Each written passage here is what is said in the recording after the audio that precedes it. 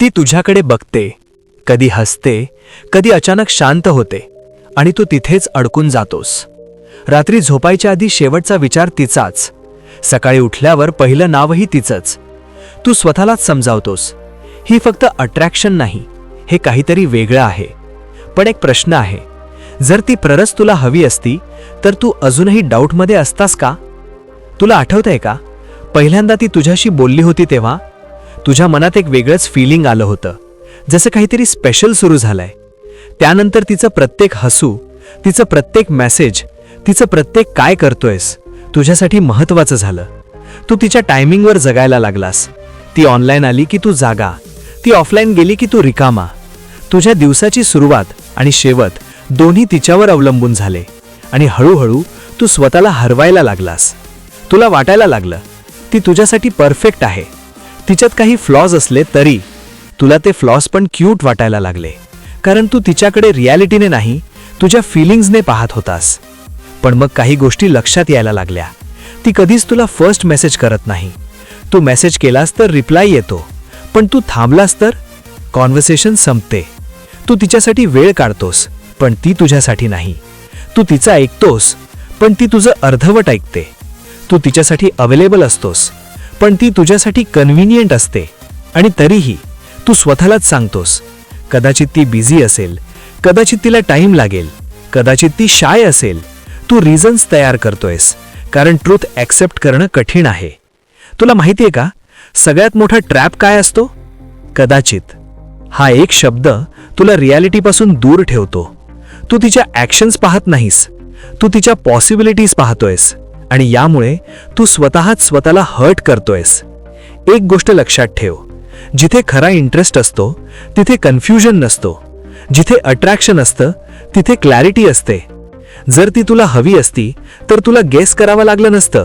ती स्वतःहून तुझ्याशी बोलली असती, तुझ्यासाठी टाईम काढला असता, तुला फील करून दिलं असतं की तू इम्पॉर्टंट आहेस. पण आत्ता काय चाललंय? तू तिच्या एका रिप्लायवर खुश होतोयस, तिच्या एका इमोजीवर मीनिंग शोधतोयस. तिचा एक हा तुझ्यासाठी सिग्नल बनतंय, पण तिच्यासाठी तो फक्त एक रिप्लाय आहे. तुझं मन तुला फसवतंय. जेव्हा तू कोणावर फील करतोस तेव्हा तू रियालिटी नाही पाहत, तू होप पाहतोस. तू तिच्या बिहेवियरला जस्टिफाय करतोस, कारण तुला तिच्यावर विश्वास ठेवायचा आहे. पण खरा प्रश्न हा आहे, तू तिच्यावर विश्वास ठेवतोयस की तुझ्या फिलिंग्सवर? तू जे फील करतोस तेच तू तिच्यावर प्रोजेक्ट करतोयस. तू तिच्याबद्दल विचार करतोस, म्हणून तुला वाटतं तीही तुझ्याबद्दल विचार करत असेल. पण कदाचित ती तुझ्याबद्दल विचारच करत नाही. ती तुझ्याशी बोलते कारण तू अवेलेबल आहेस. ती तुझ्यासोबत कम्फर्टेबल आहे, पण इंटरेस्टेड नाही. आणि तू तिच्या कम्फर्टला लव समजतोयस. हीच चूक आहे. कम्फर्ट आणि लव्हमध्ये खूप फरक असतो. कम्फर्टमध्ये एफर्ट नसतो, लव्हमध्ये एफर्ट दिसतो. कम्फर्टमध्ये तू रिप्लेसेबल असतोस, लव्हमध्ये तू इररिप्लेसेबल असतोस. आता एक स्टोरी ऐक.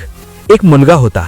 तो तिच्याशी रोज बोलायचा, ती हसायची, त्याच्यासोबत जोक्स करायची, कधी कधी लेट नाईट कॉल्स पण व्हायचे. त्याला वाटायला लागलं ही कनेक्शन स्पेशल आहे. तो तिच्यासाठी एक्स्ट्रा एफर्ट करायचा, तिच्या मूडनुसार स्वतःला ॲडजस्ट करायचा. ती सॅड असेल तर तो तिच्यासाठी तासनतास बोलायचा, ती हॅप्पी असेल तर तो तिच्यासोबत लाफ करायचा. हळूहळू तो तिच्यावर डिपेंडेंट झाला. त्याला वाटलं तीच त्याची पर्सन आहे. पण एक गोष्ट तो इग्नोर करत होता, ती कधीच त्याला इनिशिएट करत नव्हती. तो मेसेज केला तरच चॅट सुरू व्हायची, तो कॉल केला तरच ती बोलायची. तो थांबला तर सगळं थांबायचं. एक दिवस त्याने धाडस करून विचारलं, तुला मी आवडतो का? त्याच्या मनात आन्सर रेडी होता, पण तिचं उत्तर आलं, तू खूप चांगला आहेस, पण मी तसं काही फील करत नाही. त्या एका सेंटेन्सने त्याचं सगळं तुटलं. कारण तो तिच्यावर नाही, तो त्याच्या इमॅजिनेशनवर प्रेम करत होता. आणि हेच तुझ्यासोबतही होत आहे. तू तिच्यावर नाही, तू त्या व्हर्जनवर प्रेम करतोयस जो तू तुझ्या माइंडमध्ये तयार केलायस. आता प्रश्न आहे, तू काय करणार? पहिली गोष्ट, वर्ड्स नाही, पॅटर्न्स बघ. ती काय बोलते ते नाही, ती काय रिपीटेडली करते ते बघ. ती इनिशिएट करते का? ती एफर्ट करते का? ती तुझ्यासाठी टाइम काढते का? जर आन्सर नाही असेल तर तिथेच आन्सर आहे. दुसरी गोष्ट, कन्फ्युजनला इग्नोर करू नकोस. कन्फ्युजन म्हणजेच आन्सर आहे. जर क्लॅरिटी नाही तर इंटरेस्ट नाही. तिसरी गोष्ट, तुझी व्हॅल्यू समजून घे. तू कोणाचा ऑप्शन नाहीस, तू बॅकअप नाहीस, तू कोणाच्या फ्री टाइमचा फिलर नाहीस. तू डिझर्व करतोस समवन हू चूजेस यू. चौथी गोष्ट, डिटॅच होण्याची हिंमत ठेव. हे सोपं नाही पण गरजेचं आहे. तू जितका जास्त होल्ड करशील तितका जास्त हर्ट होशील. कधी कधी सोडून देणं हेच जिंकणं असतं. पाचवी गोष्ट, रियालिटी ॲक्सेप्ट कर. फॉल्स होप धरून बसू नकोस. ती तुला हवी नाही हे मान्य करणं पेनफुल आहे, पण तेच तुला पुढे जाऊ देईल. कारण ट्रूथ असा आहे, ज्याला तू हवा असशील तो तुला फील करून देईल, तुला चेस करेल, तुला महत्त्व देईल, तुला डाऊटमध्ये ठेवणार नाही. आणि जो तुला कन्फ्युजन देतो तो तुला डिझर्व नाही करत. आता शेवटी स्वतःला एक ऑनेस्ट प्रश्न विचार. तू तिच्यावर प्रेम करतोयस की फक्त त्या इल्युजनवर?